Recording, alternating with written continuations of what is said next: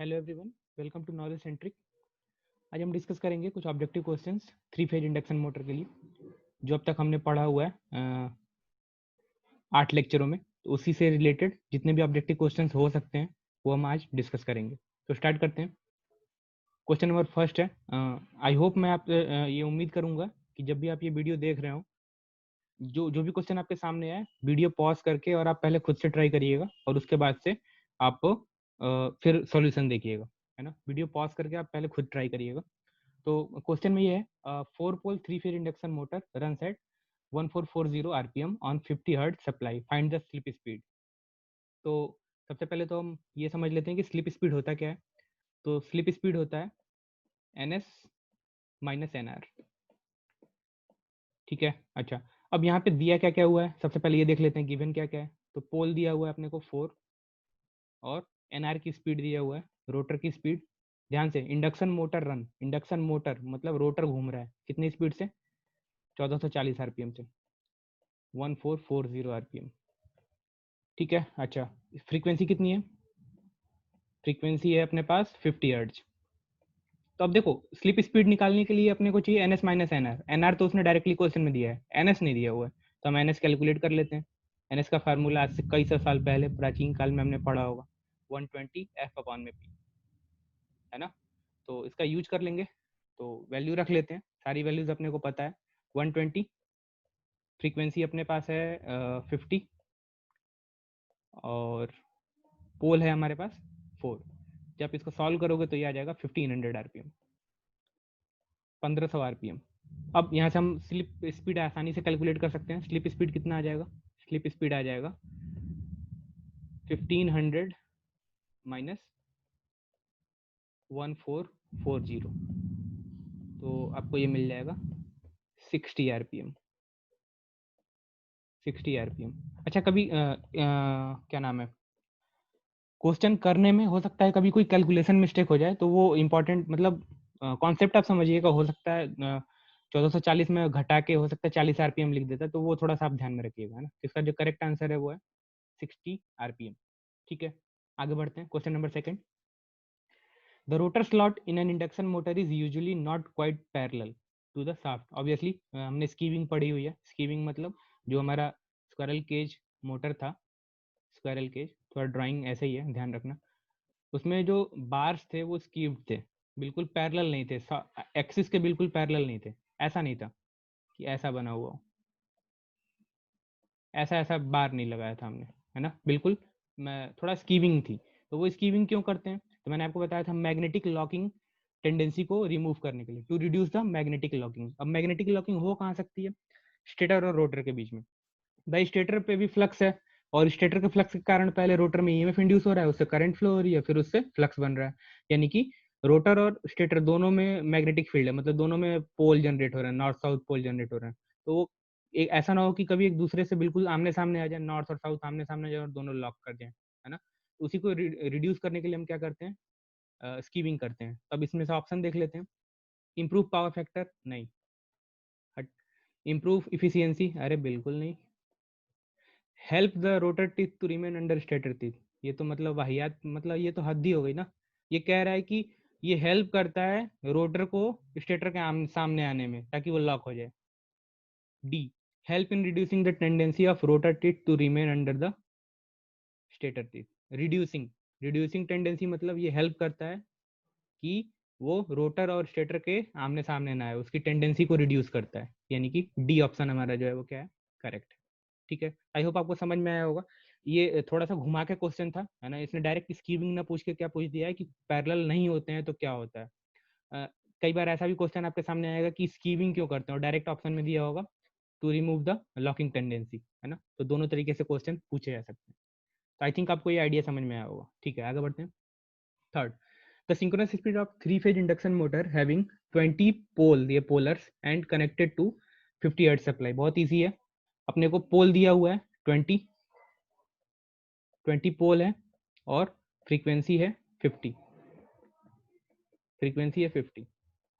तो यहाँ से हम सिंक्रोनस स्पीड कैलकुलेट कर सकते हैं, वो आ जाएगा 120 F 50 आ जाएगा यहाँ पे, और डिवाइड बाई पी, पी की वैल्यू है 20। तो आप इसको सॉल्व कर लो एक बार। ये 6 यानी कि आई थिंक शायद 300 आरपीएम, 300 आरपीएम। ठीक है, तो आई थिंक बी ऑप्शन इसका करेक्ट है। इजी है, बहुत सिंपल सा क्वेश्चन था। चलिए आगे बढ़ते हैं। When the rotor of the three-phase induction motor is blocked, the slip is, बहुत अच्छा क्वेश्चन है। अब कई लोग इसमें याद किए रहते हैं कि मतलब अगर रोटर रुकेगा तो ऐसा होगा। बहुत सिंपल है, देखो क्या कह रहा है, रोटर ब्लॉक है, अगर ब्लॉक है तो मतलब रोटर की स्पीड कितनी है, 0। तो सिंपल है, स्लिप पूछ रहा है, slip is equal to NS minus NR. NR की वैल्यू कितनी है, 0, और डिवाइड बाई एनएस। एनएस से एनएस क्या हो जाएगा, 1, यानी कि स्लिप कितना होना चाहिए, 1। ध्यान से, है ना।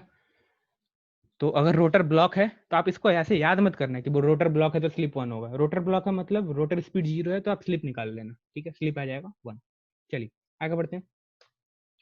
A three-phase four-pole induction motor works on three-phase 50 cycle per second supply. If the slip of the motor is 5%, actual speed will be। अब देखो यहाँ पे आपसे क्या क्या दिया हुआ है, स्लिप दिया हुआ है उसने 4%। अच्छा ध्यान से, ये क्या है, साइकिल पर सेकंड। ये इनडायरेक्ट वे में उसने फ्रीक्वेंसी दे रखा है, क्योंकि फ्रीक्वेंसी क्या होता है, नंबर ऑफ साइकिल पर सेकंड, यानी कि इसने फ्रीक्वेंसी ही दे रखा है 50 हर्ट्ज। लेकिन यहाँ पे वो एक कॉन्सेप्ट यूज कर रहा है कि क्या आपको फ्रीक्वेंसी का मतलब पता है कि साइकिल पर हर्ट्ज जो मतलब नंबर ऑफ साइकिल पर सेकंड होता है ना। तो फ्रीक्वेंसी यहाँ पे 50 हर्ट्ज दिया हुआ है उसने, ठीक है, और 4 पोल की मशीन है, और स्लिप दिया हुआ है 4%, और आपसे पूछ रहा है एक्चुअल स्पीड। एक्चुअल स्पीड मतलब एनआर पूछ रहा है। तो कैलकुलेट करते हैं। अब स्लिप दिया है 4%, और सबसे पहले तो सिंक्रोनस स्पीड कैलकुलेट कर लेते हैं। तो सिंक्रोनस स्पीड कितना आ जाएगा, 120 एफ और डिवाइड बाई पी। अब पी क्या है, पी है 4, तो 120 एफ डिवाइड बाई 4। यहाँ से आप जब इसको सॉल्व करोगे तो ये आ जाएगा 1500 आरपीएम, यानी कि 1500 आरपीएम से जो मैग्नेटिक फ्लक्स है या फील्ड जो है वो घूम रहा है, ठीक है। अब स्लिप कह रहा है 4% है, तो स्लिप क्या होता है, N S minus N R into 100, N S minus N R upon में एन एस। अब परसेंटेज का मतलब 100 है, तो मान लो हम परसेंटेज हटा देते हैं, है ना, तो 100 भी हटा दें, तो 4 का मतलब क्या हो जाएगा, 0.04, ये आ जाएगा हमारा स्लिप। और 100 से मल्टीप्लाई करेंगे तो क्या आ जाएगा, 4%, तो 0.04 ये हमारा स्लिप आ गया, is equal to N S. अभी हमने निकाला है N S 1500 RPM minus N R upon में एन एस। अब एन एस फिर से अभी हमने निकाला था 1500 आरपीएम, ठीक है। तो आप यहाँ से जब इसको सॉल्व करोगे तो 15 चौको 60, तो ये आ जाएगा 60 is equal to 1500 minus N are.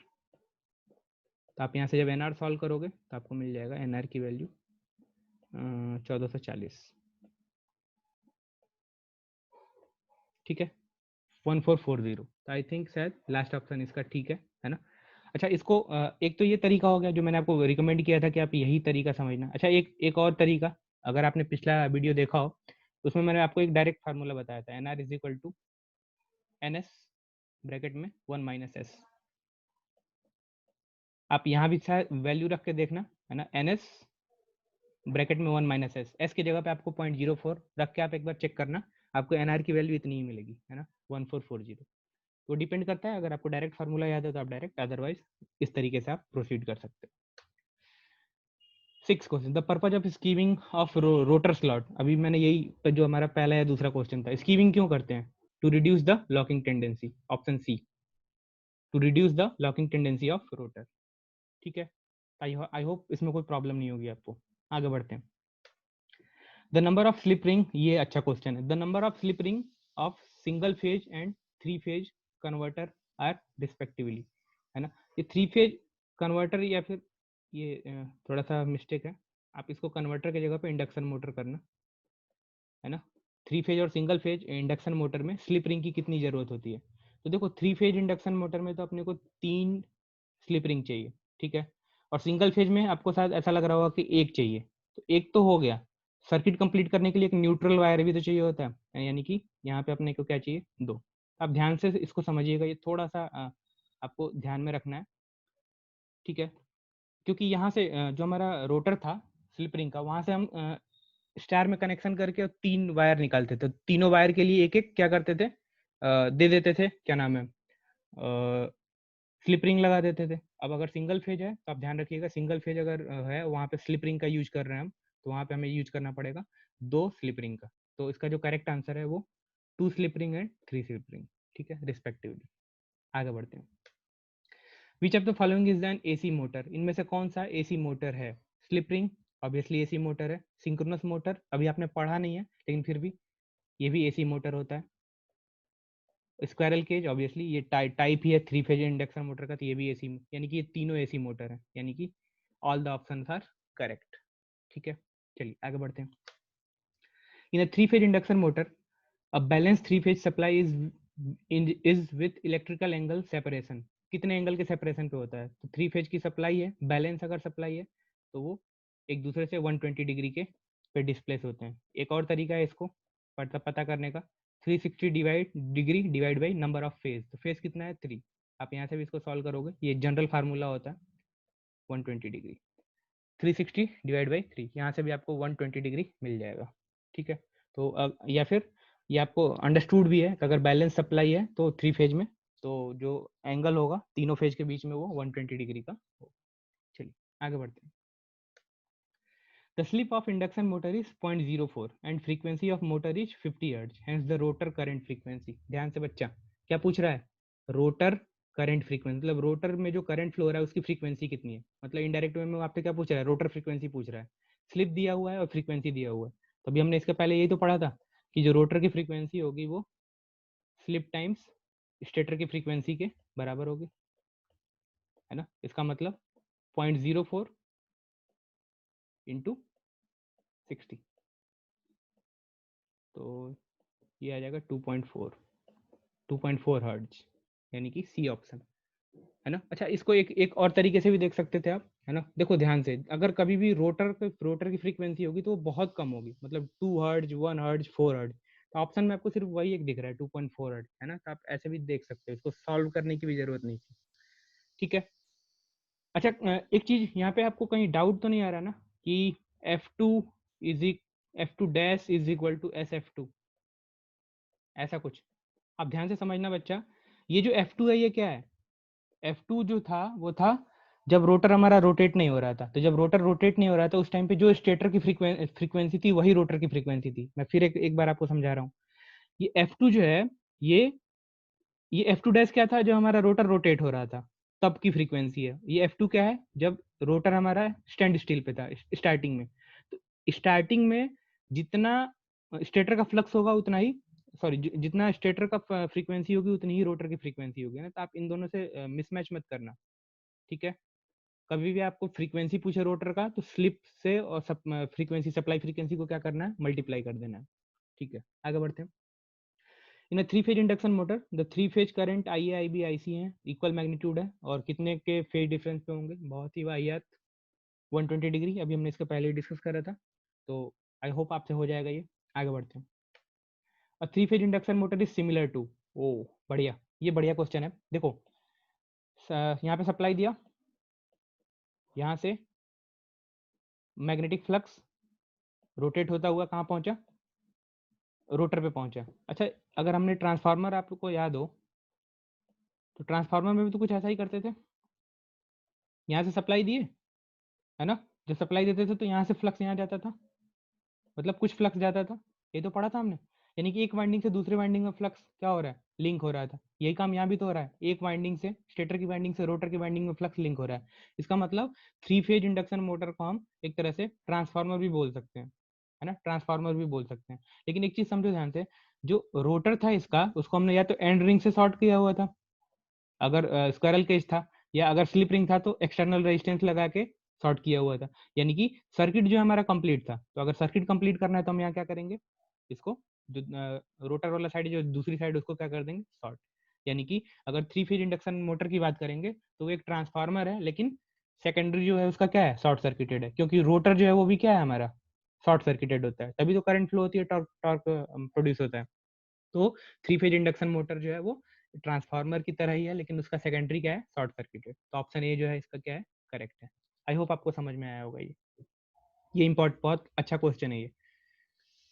The difference between stator synchronous speed and rotor speed is called stator synchronous speed और रोटर की स्पीड के बीच का जो डिफरेंस होता है, यानी कि क्या पूछ रहा है, N S minus N R, ये पूछ रहा है।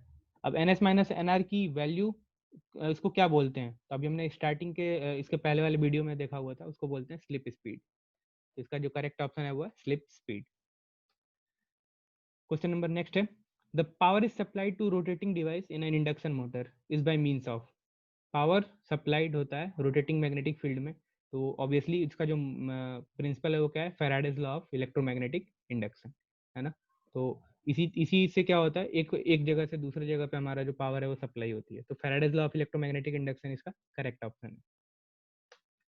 ओके, नेक्स्ट क्वेश्चन है, the principle of operation of three phase induction motor is most similar to.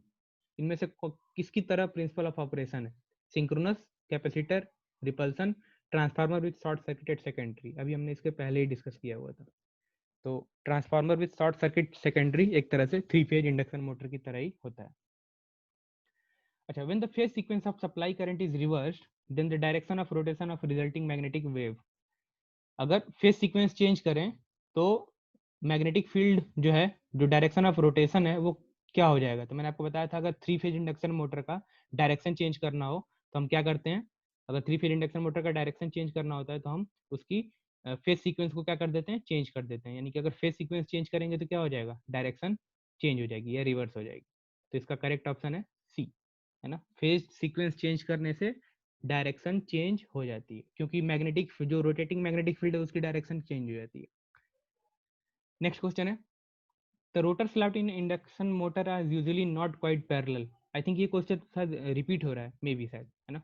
तो अभी शायद फर्स्ट या सेकंड क्वेश्चन यही था, क्वाइट पैरेलल क्यों नहीं होता है।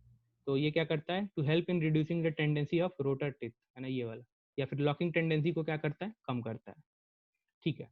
18, if an air gap of induction motor is increase. Wow, अगर एयर गैप इंक्रीज करेंगे इंडक्शन मोटर का तो क्या होगा, स्पीड ऑफ रोटर इंक्रीज, हट ना, पॉसिबल नहीं है। Power factor will decrease, power factor will decrease. चलो अभी इसको देखेंगे। वाइंडिंग लॉस, मतलब ही नहीं है वाइंडिंग लॉस से इसका। Current drawn by motor decrease, ना, करंट तो ज्यादा होने लगेगा। अब देखो इसको एक बार और समझो, मैं वैसे इसको समझाया है मैंने। देखो ये हमारा स्टेटर था, स्टेटर पर हमने सप्लाई दी तो यहाँ से फ्लक्स यहाँ पहुंचा। अच्छा एक चीज और ध्यान में रखना बच्चा, मैं बताना भूल गया, मैं आपको यहाँ बता दे रहा हूँ।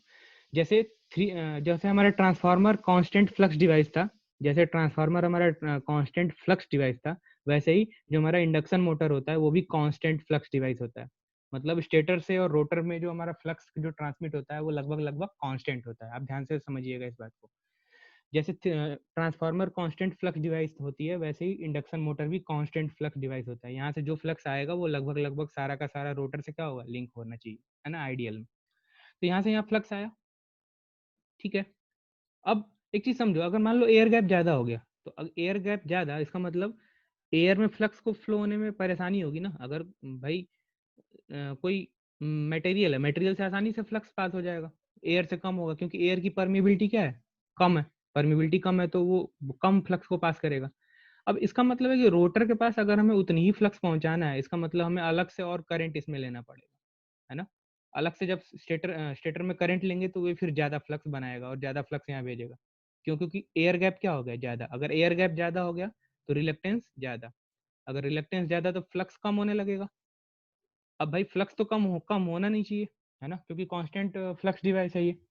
तो क्या करेगा, वो ज्यादा करंट ड्रॉ करने लगेगा। अच्छा कौन सी करंट ड्रॉ करेगा, वो ड्रॉ करेगा मैग्नेटाइजिंग करंट, क्योंकि यही करंट जो होता है वो क्या प्रोड्यूस करता है, फ्लक्स बनाता है। मैग्नेटाइजिंग करंट वो करंट होती है जो फ्लक्स बनाता है, मतलब इंडक्टिव रिएक्टेंस में जो करंट फ्लो होती है। तब अगर मैग्नेटाइजिंग करंट ज्यादा हो गई इसका मतलब इंडक्टिव इफेक्ट ज्यादा हो गया। अगर इंडक्टिव इफेक्ट ज्यादा इसका मतलब पावर फैक्टर खराब हो गया, क्योंकि इंडक्टर जितना ज्यादा होगा उतना ज्यादा हमारा पावर फैक्टर खराब होगा। तो ये बहुत अच्छा क्वेश्चन है। तो इसका जो करेक्ट ऑप्शन है वो है पावर फैक्टर विल डिक्रीज। इसका पावर फैक्टर क्या होने लगेगा, कम होने लगेगा मशीन का। आई होप आपको आइडिया समझ में आया होगा। कांस्टेंट फ्लक्स डिवाइस है, अगर फ्लक्स कांस्टेंट रखना है तो हमें ज्यादा करंट ड्रॉ करनी पड़ेगी, क्योंकि हम एयर गैप को क्या कर रहे हैं, बढ़ा रहे हैं। एयर गैप अगर बढ़ा रहा है तो रिलक्टेंस बढ़ रहा है, मतलब फ्लक्स कम हो रहा है। अगर फ्लक्स कम हो रहा है तो हमें ज़्यादा करंट लेनी पड़ेगी। कौन सी करंट लेनी पड़ेगी? मैग्नेटाइजिंग करंट लेनी पड़ेगी।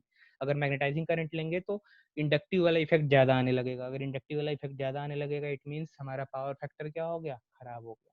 तो ये हमारा करेक्ट ऑप्शन है, the power factor will reduce या decrease. Okay, if a three phase 40 volt 50 4 pole induction motor is running at slip of 5%, then relative speed of rotor field with respect to stator field। बच्चा ध्यान से, relative speed किसके किसके बीच में पूछ रहा है? Rotor field and stator field, इसके बीच में क्या पूछ रहा है? रिलेटिव स्पीड पूछ रहा है। अच्छा ध्यान से देखो बच्चा, इसको पता है कई बार आप ना इस क्वेश्चन को गलत भी करके आ जाओगे, है ना। ध्यान से देखो, वो रोटर और स्टेटर फील्ड के बीच में नहीं पूछ रहा है, वो पूछ रहा है रोटर फील्ड, रोटर का फील्ड और स्टेटर का फील्ड। अब समझना बच्चा ध्यान से, मान लो ये बहुत अच्छा, ये भी बहुत अच्छा क्वेश्चन है। मान लो मैं यहाँ पे सप्लाई दिया तो यहाँ से फ्लक्स प्रोड्यूस हुआ और ये फ्लक्स यहाँ पे आया, यहाँ पे हमारा रोटर है।